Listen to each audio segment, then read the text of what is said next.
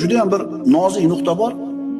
Agar banda Alloh tomonga qarab bir qadam bossa, Alloh u tarafga qarab bir necha qadam bosadi. Banda Alloh taologa qaytay, bo'ldi endi tavba qilay degan fikrni kallasiga olib kelishligi bilan hali hech narsa qilmadi, qaranglar. Bo'ldi endi bugundan ichmayman dedi. Bo'ldi bugundan boshlab namozni boshlayman dedi. Shu fikr kallasiga kelishligi bilan Alloh taolo shu bandani qalbiga saodatni berib qo'yadi. Xotirjamlik berib qo'yadi, taskin berib qo'yadi. Shu etapdan o'tganmiz ko'pchiligimiz. Bo'ldi. Ertadan namoz boshlayman deganingizda bilasizmi qanaqa maza qilgansiz? Eslangda. Bo'ldi. Sigaretni tashladim bugundan boshlab dedingiz. O'sha momentni eslangda. Alloh taolo bandasini tavbasiga shuna bir mushtoq bo'lib turadi. Alloh taolo bandasini tavba qilishini shunaqa yaxshi ko'radi.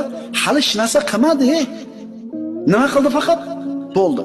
Ertadan bomdodga chiqib namozni boshlayman deyishiga bilasizmi qanaqa xotirjam bo'ladi qalbi?